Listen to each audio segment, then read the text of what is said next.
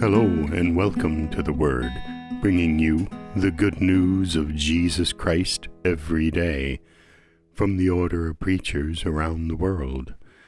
Today, from the United States, we have Sister Honora Werner.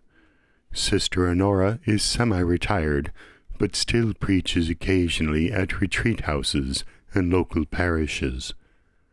Sister Honora is a member of the Caldwell Dominicans, and her preaching today is entitled, Fulfilled in Your Hearing. A reading from the Holy Gospel according to Luke.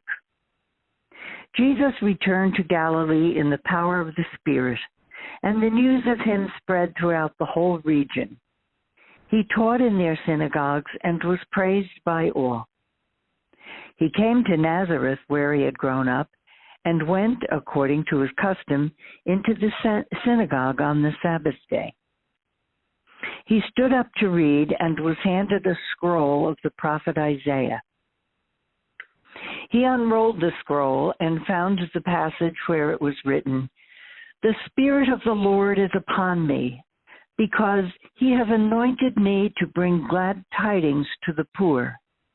He has sent me to proclaim liberty to captives and recovery of sight to the blind, to let the oppressed go free, and to proclaim a year acceptable to the Lord." Rolling up the scroll, he handed it back to the attendant and sat down. And the eyes of all in the synagogue looked intently at him. He said to them, "Today, this scripture passage is fulfilled in your hearing." And all spoke highly of him and were amazed at the gracious words that came from his mouth. The Gospel of the Lord. The Spirit overshadowed Jesus at his baptism and was with him in those long days and nights in the desert. Then Jesus went to Galilee again, in the power of the Spirit. He immediately received the welcome and adulation we associate with rock stars. News of his preaching and deeds of healing spread widely. So he went home to Nazareth. Now why? Well, perhaps he felt the need to be with his family and friends. Maybe he needed a respite from the adoring crowds. But the home folks had heard of him too, and expected to see the signs and wonders they'd been hearing about. So, on the Sabbath day, as he usually did, he went to the synagogue and was given a scroll to read. He found the verses in Isaiah that identified him as he wanted to be known: a spirit-gifted and spirit-driven man with a heart like the heart of the God of Israel, the God people had worshipped for centuries. People stared in wonder as he proclaimed, "Today this scripture passage is fulfilled in your hearing."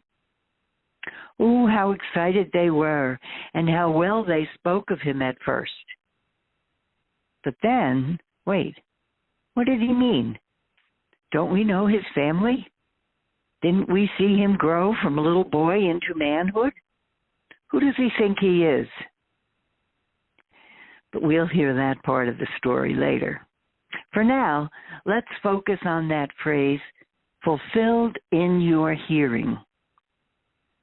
Sure, he could have and probably did mean, today, this voice you hear, my voice, is coming from the one to whom Isaiah refers. I am the one who fulfills the prophet's words. This is who he thinks he is. But I wonder if there is more.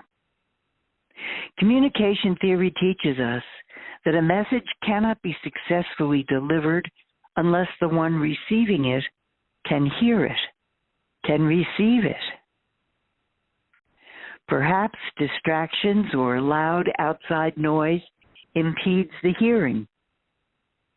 Maybe physical hearing loss makes hearing the message impossible But there may be something more sinister impeding the messages being received. Maybe the intended hearer refuses to listen to the message for any number of reasons. The message is troubling to hear. The messenger is deemed unsuitable or unreliable. Too many other messages seem more important to attend to. Oh, lots of things can impede the messages being truly heard. Jesus tells us that this message, this grand and glorious vision of Isaiah identifying him, is fulfilled, can be realized only in our hearing, really hearing it. Real hearing means receiving the words as they are spoken or written, taking them to heart, and then acting upon them. Such reception allows the words to be fulfilled in people's hearing. The question for us today is, are these words fulfilled in our hearing, in our taking them to heart, in our acting upon them? If so, then we walk the path he trod, the path of liberty, the path of healing, the path of good news for the poor. Then these words are fulfilled.